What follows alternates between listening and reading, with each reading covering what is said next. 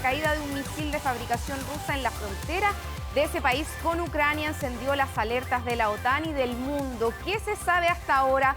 ¿Fue un ataque deliberado o accidental? ¿Y qué implica cada una de esas posibilidades? Para hablar de esto estamos con Paz Zárate, abogada experta en Derecho Internacional, y con quien hemos seguido día a día estos 266 jornadas de conflicto. ¿Cómo estás, Paz? Hola, Ivana. Bueno, hoy es un día un poquito más tranquilizador que ayer. Esperemos que el día termine así. ¿Qué Ojalá. certezas tenemos sobre este hecho que ocurrió la noche de ayer lunes? Bueno, hoy está bastante clara cuál de las hipótesis que se manejaban anoche es la que más correspondería a la realidad, que habría sido un accidente y que este accidente es de la defensa de misil ucraniana y que por lo tanto no hay ninguna hipótesis de ataque ruso, a pesar de que se trata de un misil de fabricación soviética, rusa, antigua, que habría protagonizado este accidente y que lamentablemente tuvo consecuencias fatales. En términos simples, este misil que cayó y que mató a 2 personas, y tenemos un mapa acá que nos va a acompañar para identificar la zona en la que ocurrió, es un misil entonces, si pasamos a la siguiente lámina, que cayó en esta zona, a poquitos kilómetros de una ciudad que conocemos, que es Lviv o Leópolis en español, ¿cierto? Exacto. Bueno, 70 kilómetros de Leópolis y 7 kilómetros de este pequeño poblado de 700 personas, que es difícil pronunciar, pero se llama Shevodov, donde ocurrió esta situación tan lamentable, pero que corresponde a estas cosas imprevisibles, accidentales de cualquier conflicto armado, que le toca al vecino en este caso. Hablemos un poco cómo funciona esto. Ucrania tiene una batería antimisiles que lo que hace es interceptar los misiles que son lanzados desde Rusia y que tenemos conocimiento no están tan bien dirigidos. ¿Qué está pasando ahí con ese arsenal ruso y qué implicancias podría tener? Bueno, es que ese arsenal es antiguo y no tiene la capacidad de los modernos de ser mucho más específico. Y por lo tanto es una de las peticiones que se hace, que se modernice este escudo antimisil, sobre todo en esta zona, porque además las tropas rusas se han desplazado enteramente hacia el este y esta zona habría que defenderla y se podría defender mucho mejor. Así que probablemente de lo que tengamos de resultado de este incidente que se va a contener es un reforzamiento de esta zona, y yo creo que eso es lo máximo a lo que la OTAN llegaría. El primer ministro polaco ha descartado en las últimas horas que se vaya a invocar el artículo 4 de la Carta de la OTAN, que se había conversado, ¿cierto? En las últimas horas se había hablado del artículo 4 y del artículo 5. ¿En qué consisten, en síntesis, estos artículos y qué implican en este contexto de la guerra? A ver, yo tengo entendido que el artículo 4 todavía va a tener lugar como una reunión de embajadores de la OTAN en Varsovia. Y esto no se necesita nada más que uno de los miembros del tratado lo pida, una reunión para hablar de una circunstancia de seguridad que involucra a uno de los miembros. Por lo tanto, basta que Polonia lo pida para que esta reunión se realice. Pero obviamente no en los mismos términos que se habría realizado si esto hubiera sido un ataque ruso propiamente tal. El artículo 5, en cambio, que es algo que Ucrania ayer pedía que se activara, funciona solamente cuando hay un consenso total de la OTAN, no basta con que uno lo pida, y eso activa una defensa colectiva. Pero para eso efectivamente tiene que haber un ataque deliberado, y habría, si hay un ataque deliberado, una respuesta proporcional.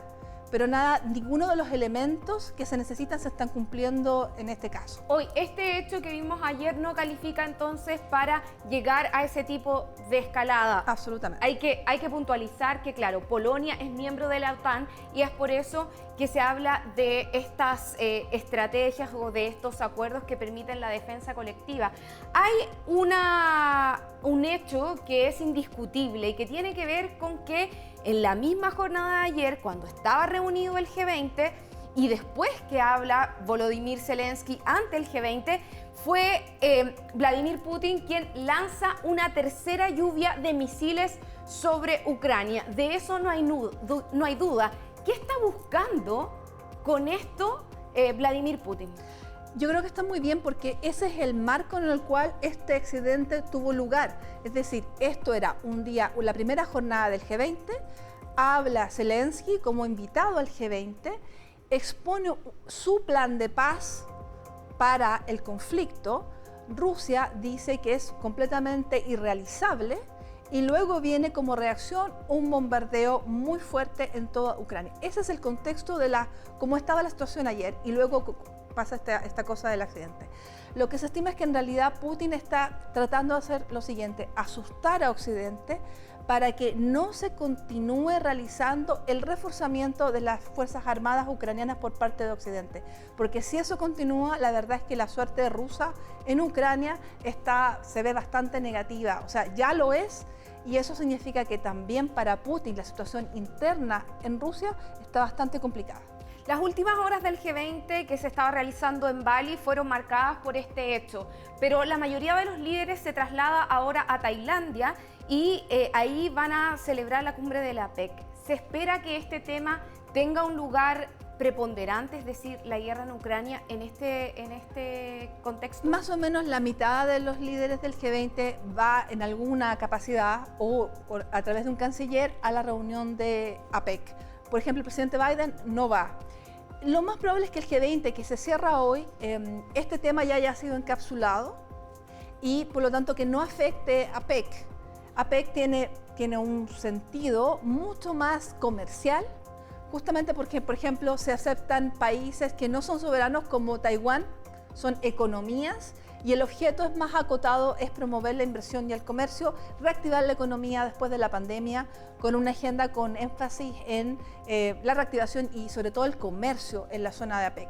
Así que no necesariamente va a haber alguna vinculación, salvo quizá elevar la seguridad para los mandatarios en Tailandia. Y el tema de la seguridad alimentaria de la cadena de suministros, sabemos lo que pasa con los granos, con el conflicto en Ucrania, ¿va a tener algún No está en la ahí? agenda porque la fija el país anfitrión que es Tailandia. Perfecto. Y el énfasis de Tailandia ha sido recuperación económica, una economía que es integradora de distintos sectores de la sociedad, por ejemplo las mujeres, el empleo femenino, también compatible con el medio ambiente.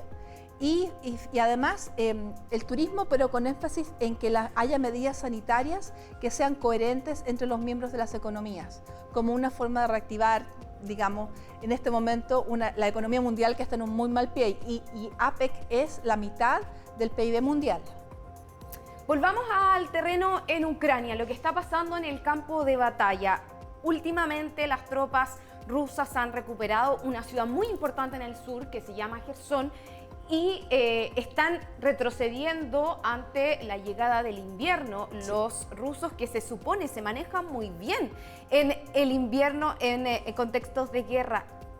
¿Qué se prevé? Porque ya nos estamos acercando al día 300. Sí. Bueno, como dices bien tú que los rusos se manejan en invierno, pero también los ucranianos han demostrado una gran resiliencia. Ahora, el problema es energético en Ucrania y en Europa. Y el hecho que además los ataques van a infraestructura energética. Es decir, los rusos se deciden hacer el invierno tan difícil como se pueda para los ucranianos, pero eso parece a nivel anímico no tener efecto. Al contrario, yo creo que Ucrania con el paso del tiempo se siente reivindicada en su estrategia, Zelensky también, y a pesar de este incidente que se va a contener, yo creo que va a haber de parte de OTAN un reforzamiento del punto de vista militar y también para proteger esa infraestructura energética que hará posible un invierno un poquito más pasable porque es durísimo y como dices tú, ya nos vamos encaminando hacia el último tercio de un año que ha sido intenso para la población. De hecho, los últimos bombardeos rusos en Ucrania dejaron ayer a 7 millones de personas sin electricidad, incluso afectando a un país vecino y chiquitito, sí, que es Moldavia, ¿cierto? Sí, sí. Y hemos muy vulnerable. Sí, muy vulnerable, y estamos viendo que también la ciudadanía ucraniana se está preparando, por ejemplo, con vestimenta de alta montaña para vivir en sus propias casas, teniendo cocinillas a gas. con respecto a lo que viene, eso indica de alguna manera que no hay un plan de resistencia desde, o sea, digamos, de rendición de la ciudadanía o del ejército ucraniano. ¿Cuánto tiempo se podría extender esta guerra desde tu perspectiva? ¿Se podría eternizar? ¿Podríamos hablar de muchos años? El tema es que el plan que presentó ayer Zelensky efectivamente significa el retiro total. No hay ninguna voluntad de ceder una parte del territorio ucraniano a Putin. Y por eso, desde ese punto de vista, no es realizable y te da la indicación de que esta guerra se va a resolver en el terreno de batalla, en el campo de batalla, y no en una mesa de negociaciones. Es decir, no están los elementos para que opere ningún método de solución de controversias pacífico en este conflicto. Lamentablemente, así se ve. Muchísimas gracias, Paz Zárate, por esta explicación, esta proyección de lo que estamos viendo en la guerra de Ucrania. Obviamente y lamentablemente para el mundo vamos a tener que seguir invitándote para hablar de este tema.